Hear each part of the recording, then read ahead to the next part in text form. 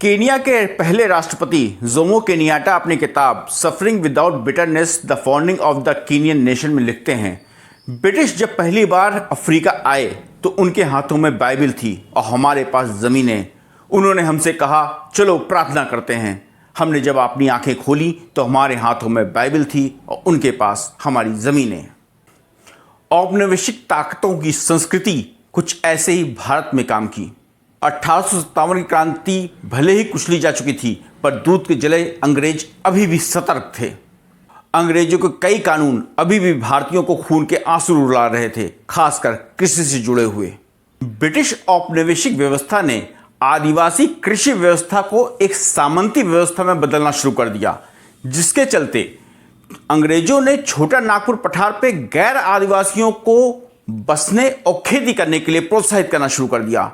इसका नतीजा यह हुआ कि कई जनजातियां अपने खेतों पे अपना ही अधिकार खो बैठी और वो अब मात्र खेतिहर मजदूर बन के रह गए। नमस्कार, मैं हूं विवेक और आज बात करेंगे हाशिए पे चल रही एक ऐसी लड़ाई के बारे में जिसने आज़ादी के मायने पे सवाल खड़ा कर दिए। हम बात करेंगे मुंडा विद्रोह की। हम बात करेंगे धरती आबा यानी पिता बिरसा मुंडा की, जो 1.5 शताब्दी बीत जाने के बाद भी अपने लोगों के लिए एक ईश्वर की तरह पूजनीय है। तो वीडियो के अंत तक बने रहिए और चैनल को सब्सक्राइब करके नोटिफिकेशन ऑन ज़रूर कर लीजिए। कम उम्र में दुनिया को अलविदा कर देने वाले क्रांतिकारी चंद्रशेखर और भगत सिंह से तकरीबन 30 साल पहले ही बिरसा मुंडा ने अंग्रेजों के खिलाफ मोर्चा खोल दिया था।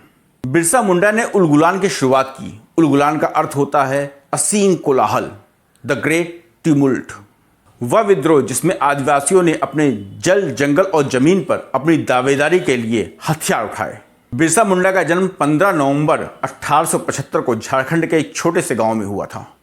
उस दौरान आदिवासी बहुल इलाकों में धर्म परिवर्तन अपने चरम पे था। आलम यह था कि बिरसा को शिक्षा प्राप्त करने के लिए अपना धर्म बदलना पड़ा। जर्मन मिशनरी स्कूल में दाखिले के लिए उन्हें ईसाई बनना पड़ा। हालांकि कुछ समय बाद उनकी मां ने उनको स्कूल से निकाल लिया था और उनके परिवार ने भी जर्मन मिशनरी चर्च की सदस्यता को छोड़कर वापस अपनी पारंपरिक आदिवासी धार्मिक व्यवस्था, मान्यता और परंपरा पर लौट आए थे।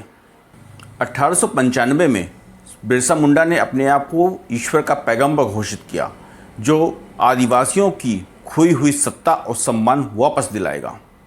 उन्होंने नारा दिया, महारानी की सत्ता समाप्त करो और मुंडा राज स्थापित करो। इसके लिए उन्होंने जमींदारों को कर ना देने का आह्वान किया। उनके इस आह्वान से ब्रिटिश सरकार ने उनको 24 अगस्त 1895 को गिरफ्तार कर लिया और उनको 2 साल की सज़ा हुई।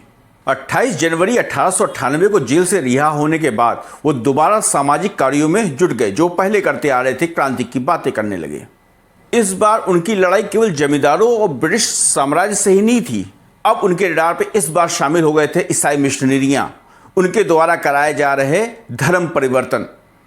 उन्होंने ईसाई मिशनरियों के खिलाफ मोर्चा खोल दिया। ईसाई मिशनरियों का उनसे नाराज़ होना लाजमी था, जिसके चलते उन्हें कुछ समय के लिए भूमिगत भी होना पड़ा, लेकिन फिर भी उन्होंने क्रांति की मशाल को जलाए रखा। दिसंबर 1899 में लगभग 7000 आदिवासी उलगुलान की शुरुआत करने के लिए एकत्रित हुए। यहाँ पे मुंडा राज कायम करने की घोषणा की गई। खुले तौर पे घोषणा की गई कि उनके जो दुश्मन हैं वो अंग्रेज हैं, ना कि ईसाई धर्म अपना चुके मुंडा लोग। इस प्रकरण से साफ पता चलता है कि उस दौर में आदिवासी समाज में धर्म परिवर्तन कितना बड़ा मुद्दा रहा होगा। उस वक्त मात्र 24 साल की उम्र में बिरसा अपने लोगों के लिए एक संत, एक गुरु, ईश्वर बन गए थे। बिरसा आज भी तमाम लोकगीतों में अमर हैं। उनका अपने लोगों पे और अपने क्षेत्र पे आज भी जबरदस्त प्रभाव देखा जा सकता है। उलगुलान के आगाज के साथ ही 5 जनवरी 1900 में बिरसा और उनके साथियों ने खूंटी गांव में 2 पुलिस कांस्टेबलों की हत्या कर दी। 2 दिन बाद उन्होंने खूंटी पुलिस स्टेशन में आग लगा दी और एक पुलिस वाले की हत्या कर दी। साथ ही इलाके के कई जमींदारों पे हमले किए गए। आदिवासियों के विद्रोह को दबाने के लिए तत्कालीन कलेक्टर ने बिरसा मुंडा के सर के ऊपर 500 रुपये इनाम की घोषणा कर दी और सेना बुला ली। 500 रुपया 1909 में, आज के 123 साल पहले आप अंदाजा लगा सकते हैं कितनी बड़ी रकम रही होगी। आदिवासियों के विद्रोह को दबाने के लिए अंग्रेजों ने 150 सैनिकों को खूंटी भेजा। दमारी हिल्स पे इन सैनिकों ने वैसे ही नरसंहार को अंजाम दिया जैसे लगभग 20 साल बाद जनरल डायर ने जलियांवाला बाग में किया था। दमारी हिल्स की पहाड़ियां लाशों से ढक गई थीं। हालांकि बिरसा इस नरसंहार में बच निकले थे और उन्होंने सिंह भूमि की पहाड़ियों में शरण ली। बिरसा कभी अंग्रेजों के हाथ नहीं आते, पर उनके सर पर रखा गया 500 रुपए का इनाम उनके एक करीबी के ईमान को न रोक सका। मुखबरी के कारण 3 फरवरी 1900 में उनको गिरफ्तार कर लिया जाता है।